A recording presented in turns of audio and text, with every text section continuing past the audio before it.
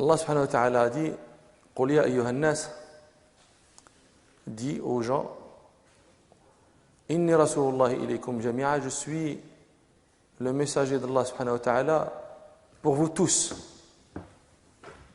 Donc le Nabi sallallahu alayhi wa sallam a été envoyé pour tout le monde.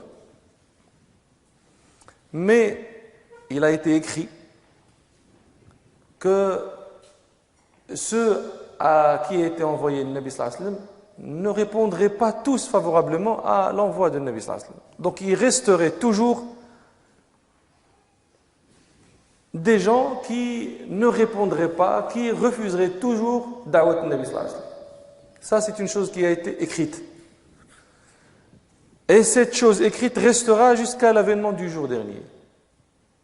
Cela étant,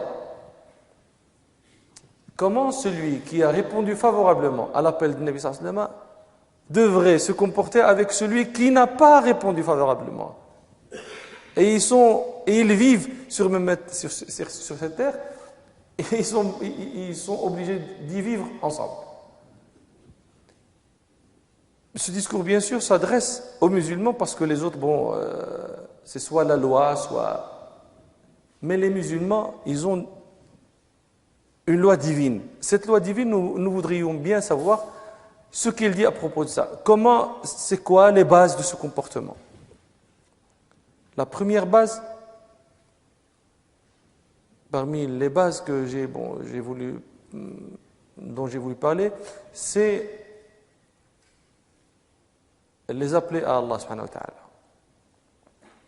Mais il y a une compréhension qui est répandue chez les musulmans. C'est que cet appel à Allah subhanahu wa ta'ala est réservé aux du'at, est réservé aux érudits, aux savants. Et ceci est une erreur notoire. C'est vrai que l'appel à la voix d'Allah subhanahu wa ta'ala, déjà c'est la profession des prophètes, du prophète sallallahu alayhi wa sallam. Et puis le Nabi sallallahu alayhi wa sallam a ordonné à certains de ses compagnons d'appeler à Allah subhanahu wa ta'ala. Et puis le Nabi sallallahu alayhi wa sallam a laissé un appel général à toute personne qui sait une chose, qu'il a sait correctement, de la faire parvenir aux autres. Donc ce n'est pas une chose qui est limitée à X ou à Y, mais c'est une chose qui est générale aux musulmans. Alors j'ai dit que comment faire cet appel? Il faut répandre la parole de Allah subhanahu wa ta'ala et s'en aller. Il ne faut pas s'attarder sur ce qui se passe après le fait de répandre la parole. Ne t'attarde pas au fait, non, il a accepté, il a refusé. Ça, ce n'est pas de ton ressort, tu ne te feras pas blâmer pour ça. Ce qui revient à toi, c'est le fait de faire cet appel. C'est le fait de faire parvenir la parole d'Allah subhanahu wa ta'ala aux gens. Ça, c'est ton devoir. Après, eux, ils ont refusé, ils ont dit, non, moi, je te dégage. Là, ça... Et ça, c'est explicite dans le Coran. Et j'ai raconté l'histoire racontée par Al-Bukhari, selon Anas, Nabi sallallahu alayhi wa sallam, il marchait, il a vu une femme qui était sur une tombe, qui était en train de pleurer. Et cette tombe était la tombe de son fils. Alors le Nabi sallallahu alayhi wa sallam lui dit, Ittaqillah, et asbiri. Alors elle lui dit, Ilayka anni. Va-t'en. Ce n'est pas à toi que c'est arrivé. Elle ne savait pas qu'elle s'adressait au prophète sallallahu alayhi wa sallam. Bien sûr, c'est bien entendu, si elle aurait su, elle n'aurait pas parlé comme ça. Il y avait quelqu'un qui a vu le Nabi sallallahu alayhi wa sallam lui dire quelque chose, mais il n'avait pas entendu ce qu'il lui avait dit. Alors il lui pose la question, il dit à la femme, qu'est-ce que le Nabi sallallahu alayhi wa sallam t'a dit? Elle lui dit, c'est le Nabi sallallahu alayhi wa sallam. C'est lui qui va parler. Donc dans sa tristesse, dans sa hada, elle n'a même pas reconnu la voix. Et il dit, oui, Wallahi, c'est le Nabi sallallahu alayhi wa sallam. Et il lui dit, Wallahi, je ne l'ai pas reconnu. Et puis elle s'en va chez le Nabi sallallahu alayhi wa sallam. Et il lui a dit, Ya Rasulallah, je ne t'ai pas reconnu. Alors, le Nabi lui dit, innama as-sabr, donc la patience. Là, le sabr, la patience. C'est l'endurance. Sabr, dans des circonstances, tu peux dire pour sabr la patience, mais pas là. Tu endures, tu reçois le coup, tu endures. Tu n'es pas patient. Ça n'a rien à voir maintenant ici, la patience. C'est clair, je crois. Alors l'endurance, le fait d'endurer le choc, c'est quand le choc t'arrive la première fois.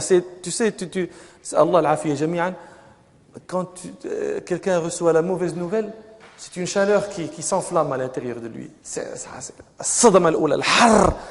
Alors c'est là où il faut montrer le sabr, l'endurance. Bon, c'est là où il y a beaucoup de ajr. Donc le Nabi sallallahu alayhi wa sallam, pourquoi moi je raconte l'histoire? Parce que le Nabi sallallahu alayhi wa sallam, quand il lui a dit taqillah wasbiri, et qu'elle a répondu en disant ce que vous avez entendu, il n'a rien répliqué, il n'a rien dit. Et il s'en est allé. C'est ça ce qu'on dit. Tu donnes la parole et puis tu t'en vas. Il accepte, il n'accepte pas, ça c'est une autre chose et ça ne te revient pas, ça ne t'incombe pas. Nous avons des versets dans notre livre qui ne s'adressent pas à nous mais qui s'adressent à vous. Jamais vous ne dites ça. Pourquoi? Vous n'êtes pas les gens du livre. Et pourtant, le Coran, il y a beaucoup de versets dans lesquels il y a « Ô gens du livre ». Et eux, ils ne lisent pas le Coran. Ils ne le lisent pas. Ils ne savent pas qu'il y a des versets qui s'adressent à eux. Et vous qui savez, vous ne leur dites pas. Comment vous faites si Allah subhanahu wa ta'ala vous demande pourquoi vous n'avez pas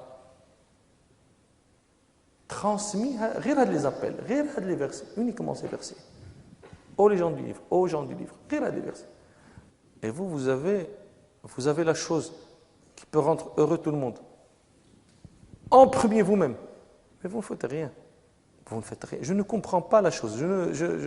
Ça me dépasse. Je ne comprends pas la logique de la chose. Pourquoi vous ne faites rien? Pourquoi? Au moins ça. Tu prends les versets à dos, dans une page, tu remets. Ah, salut Claude. Tu sais que, bon, il y a dans notre livre, c'est une responsabilité. Après, tu fais ce que tu veux. Tu brûles, tu jettes. Bon, ça. C'est pour ça que je te dis, tu fais ça en français uniquement, pour que le Coran en lui-même ne soit pas souillé, etc. Mais tu fais, tu transmets. Alors la deuxième base, c'est le fait d'être équitable. النبي الله تعالى يقول يا أيها الذين آمنوا كونوا قوامين لله. ما عرفت كيف نترجم لكم هذه.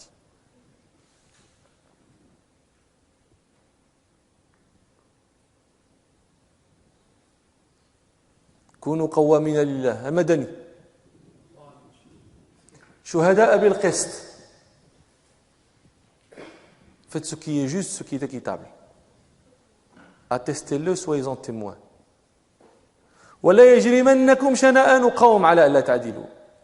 Et que la haine que vous pouvez éprouver envers des gens, qu'elle ne vous pousse pas à ne pas être équitable. Et soyez pieux. Le fait que cette phrase